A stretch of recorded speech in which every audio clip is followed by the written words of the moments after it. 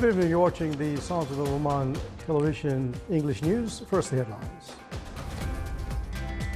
His Highness Said Fahd bin Mahmoud Al Saeed receives President of General Auditing Bureau of Saudi Arabia and expresses the Sultan's satisfaction over the progress of strong bilateral relations between the two countries. The Minister of Civil Service stresses continuation of employment of government sector and points out that the delayed promotions are linked to financial conditions. And the Sultan strongly condemns the terrorist attack in the city of Colombo and other cities in Sri Lanka.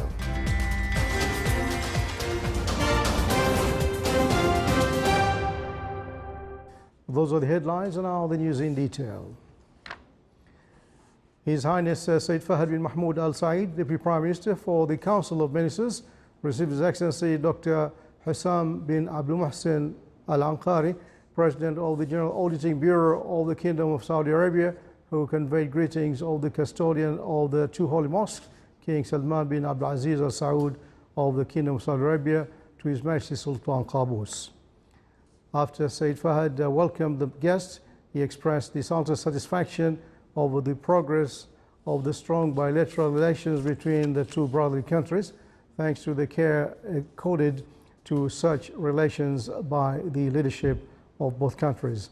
His Highness highlighted the importance of auditing institutions and their role in coordination and cooperation with all states' institutions for the public interest. Talks during the meeting touched on means of promoting the existing cooperation between the two sides, as well as reviewing several current issues at regional and international arenas.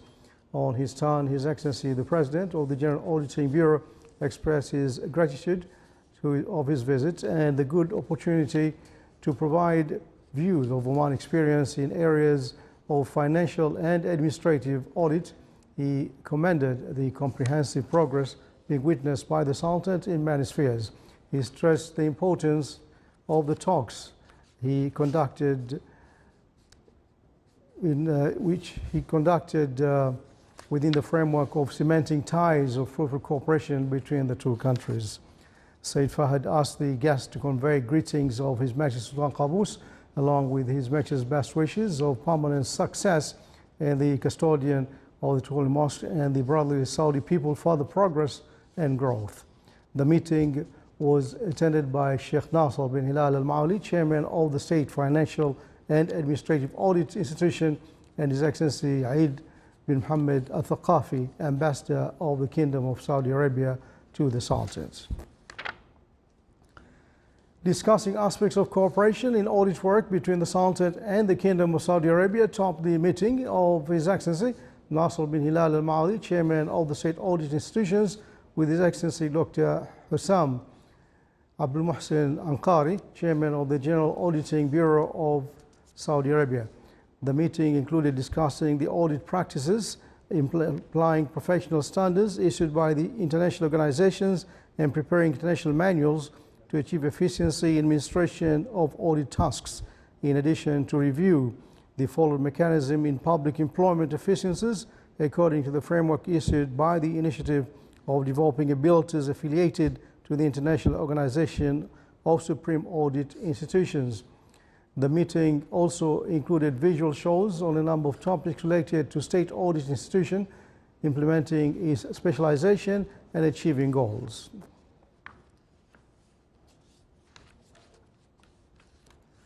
His Excellency Sheikh Khalid bin Umar Al Marhoon, Minister of Civil Service, clarified before the Shura Council that the employment in the civil service sector is continuing according to the needs.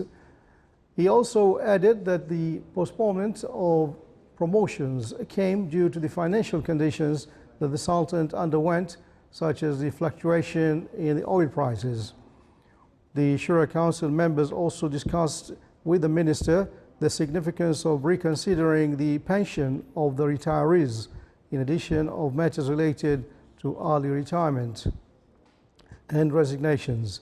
They also discussed the issue of those holding fake certificates and reducing seminars so as to benefit from the money spent in such events in training national cadres. The statement by the Minister of Civil Service pointed out that 39 government units are under the civil service law, and the number of the employees is more than 100,074, and the Omanis represent around 87.5% of the employees.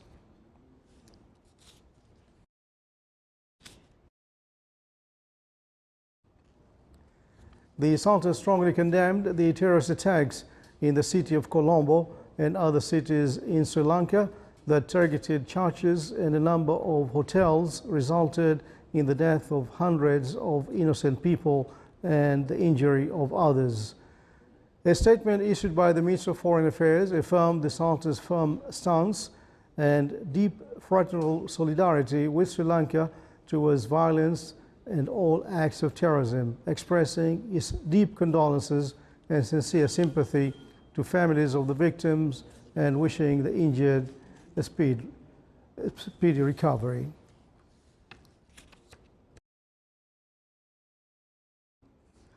The National Workshop on Health and Genetic Guidance was held in the Wilayat of Rustaq in the Governorate of South Batna. A number of experts from various health institutions took part in the workshop. During the workshop, it was revealed that the National Center for Genetic Blood Diseases is considered as the first regional center in the Middle East that is concerned with genetic guidance. The workshop shed light on the services provided in this field, as well as premarital checkups, as there's noticeable increase in the number of genetic blood diseases of the domestic and regional levels. Still to come, a news bulletin. 2 special inhabitants at a Berlin zoo were treated to Easter eggs.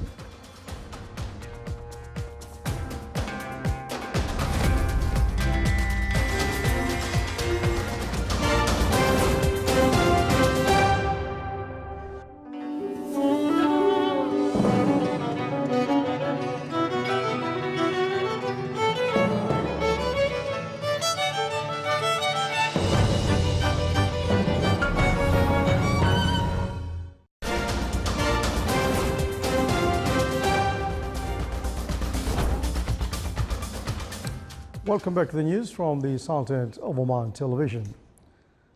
The value of the trading housing contracts during the first quarter of the year reached more than 680 million Omani riyals, while the value of fees collected from these contracts amounted to 22 million Omani riyals. The Minister of Housing stated that the total of real estate activity exceeded 100,000 legal transactions, which included sale, grant, mortgage, legacy, benefit and exchange contracts in addition to visas. The ministry added that the value of the sale transactions in North Batna Governorate recorded the highest percentage, followed by South Batna Governorate and then Muscat Governorate.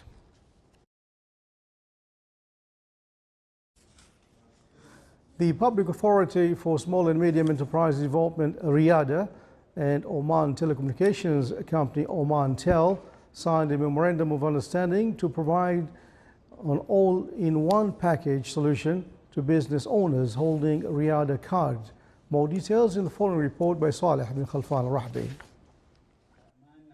Office out of the box. An all-in-one package solution will be provided to business owners holding a RIADA card, as per the Memorandum of Understanding MOU signed between the Public Authority for Small and Medium Enterprises Development, RIADA, and Oman Telecommunications Company, Omantel.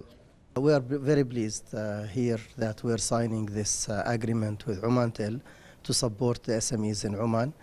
This will include many services that will be given to the entrepreneurs, including cloud services, fast internet services, and this will be given to SMEs at very special discounted rates, which will be 50% of the normal rates. This package will be inclusive of several services, and we hope that this will help the Omani SMEs to spread their services within Oman and outside Oman, regionally and internationally. And definitely this will help them in improving their sales and in improving their markets and identifying new market channels. The MOU endeavors to enhance the projects of entrepreneurs and SME owners with desired solutions of telecommunications and digital services. We are glad today to sign or launch a new product with Riyadh to support the SME sector in Oman, providing them with the latest technology and smart bundles to help them grow their businesses and support the ecosystem in the Sultanate for a more sustainable growth, inshallah. Entrepreneurship is a promising sector to support the national economy and provide employment opportunities for Omani youth. Hence, more than 37,000 SMEs in various economic sectors registered with Riyadh will benefit from this deal. For the Sultanate of Oman Television, Saleh Mkhalfan al-Rahbi, Muscat.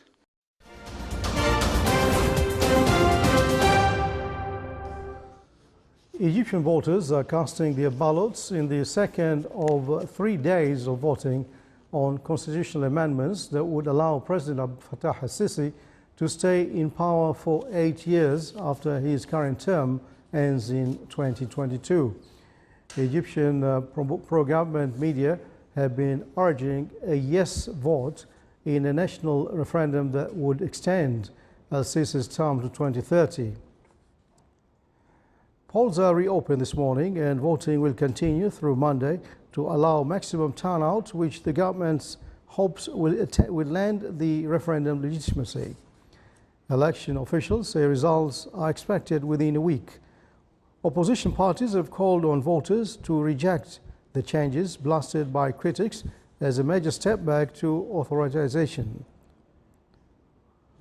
The votes came amid unprecedented crackdown on dissent since a military duster of an elected but divisive president in 2013.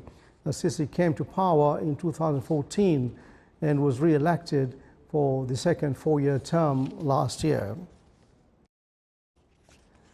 Security was stepped up at Sri Lanka's airport today after a series of explosions left at least 207 people killed and over 450 others wounded. 8 blasts rocked churches and hotels in and just outside of the capital Colombo on Easter Sunday.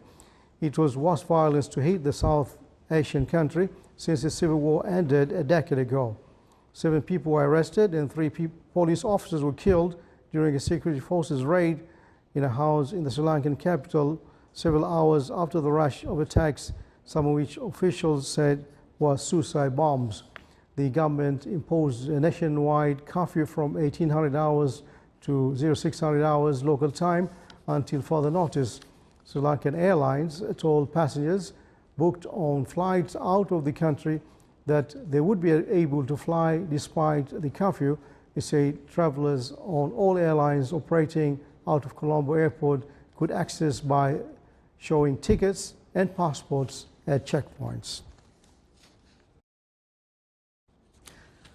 Pakistan has released a third batch of 100 prisoners who are detained for fishing illegally in the country's territorial waters in the Arabian Sea. Pakistan has pledged to release 360 Indian prisoners in total. In the last few weeks, 2 batches of 100 Indian prisoners were released from Karachi, where they had been detained, making it a total of 300 Indian prisoners released so far. All those who have been released are Indian fishermen.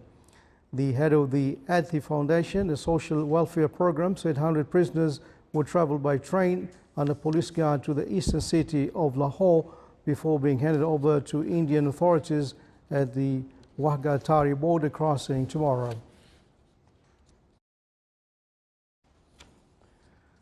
And Berlin's Tierpark Zoo provided special Easter-themed treats to the 4-month-old polar bears club. The Hertha and Motha. And the Margitary. According to the zoo, the 2 animals were treated to Easter eggs consisting of ice-colored red with beetroot juice. Earlier this month, the zoo unveiled the much-anticipated name of its new star attraction, Hertha. The cub was born on 1st of December and is named after the German capital's eponymous top league football club, which is sponsoring the animal. Berlin's last celebrity polar bear, Newt, died prematurely from illness in 2011 at age of 4. Several cubs born since failed to reach maturity.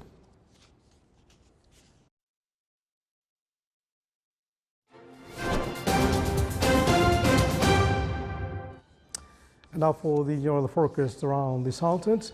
Clear skies prevail over most of the governorates with chances of low clouds late at night and early morning over the coast of the governorates of South Sharqiya, Wusta and Dhofar. Winds will be southeasterly light to moderate and seas will be slight with a maximum wave height of 1 meter.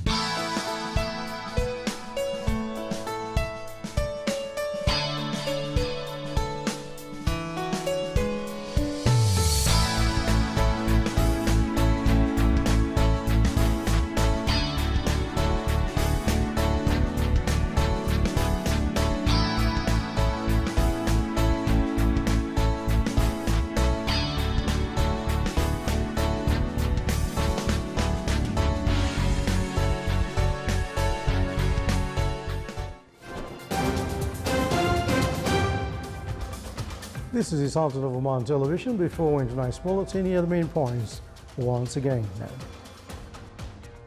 His Highness Sayyid Fahd bin Mahmoud Al Said received Chairman of the General Auditing Bureau at Saudi Arabia and expresses the Sultan's satisfaction over the progress of strong bilateral relations between the two brotherly countries. The Minister of Civil Service stresses continuation of employment in the government sector and points out that the delayed promotions are linked to financial conditions.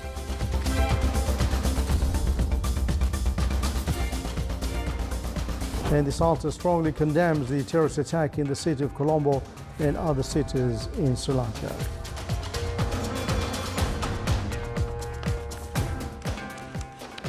And with that, we come to the end of tonight's news bulletin from all of us here in the newsroom and the studios.